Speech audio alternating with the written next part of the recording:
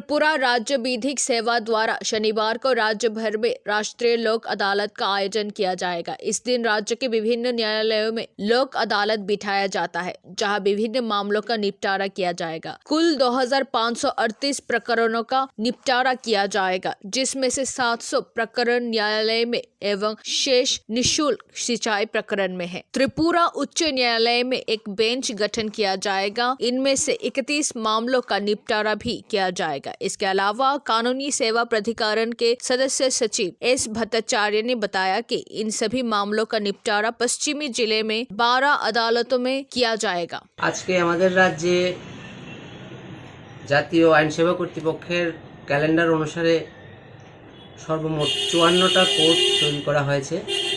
এই 54টা কোর্টের মধ্যে 2538টি মামলা নিষ্পত্তির জন্য নেওয়া হয়েছে। এই 2538টি মামলার মধ্যে আদালতে বিচারাধীন মামলার সংখ্যা হলো 700টি এবং প্রি লিটিগেশন ডিসপিউট এর সংখ্যা হলো 1838টি। অর্থাৎ সর্বমোট 2538টি মামলা নেওয়া হয়েছে। আজকে আমাদের যে ত্রিপুরা উচ্চ আদালত, এতে একটা বেঞ্চ গড়া করা হয়েছে, তার মধ্যে 31টি মামলা নিষ্পত্তির জন্য নেওয়া হয়েছে। তাছাড়াও বিভিন্ন ডিস্ট্রিক্ট কোর্টেও অনেকগুলা কোর্ট তৈরি করা হয়েছে। আমাদের ওয়েস্ট ত্রিপুরা ডিস্ট্রিক্ট আগরতলায় সর্বমোট 12টা কোর্ট তৈরি করা হয়েছে।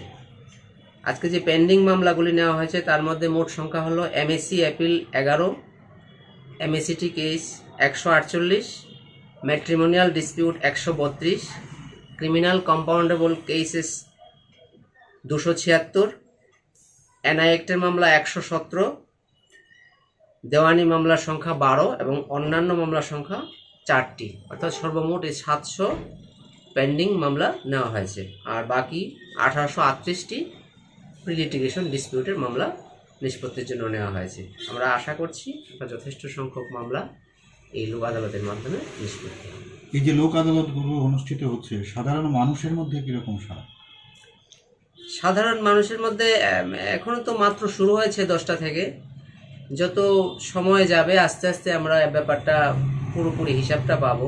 আগের লোক আদালতগুলোতে কিরকম হচ্ছে? আগের লোক আদালতগুলিতে, গত লোক আদালতে খুব একটা সাড়া ছিল না, কিন্তু একটা কারণও ছিল। তখন আমরা ভার্চুয়াল প্ল্যাটফর্মে বিশেষভাবে আদালতগুলো তৈরি করেছিলাম, যার ফলে আমাদের এখানে কানেক্টিভিটির সমস্যার কারণে বা অন্যান্য টেকনিক্যাল ইয়ের কারণেও সংখ্যাটা কিছুটা ডিসপিউট ইয়ের সংখ্যাটা কম হয়েছে। কিন্তু এইবার আমরা ফিজিক্যাল হিয়ারিংয়ের ব্যবস্থা আছে, যার ফলে আমরা আশা করছি যথেষ্ট সংখ্যক মানুষ এই আদালতে, লোক আদালতে সাড়া দেবে। कोकतुमाकोक हिंदी रिपोर्ट बाय प्रबीर देबर्मा।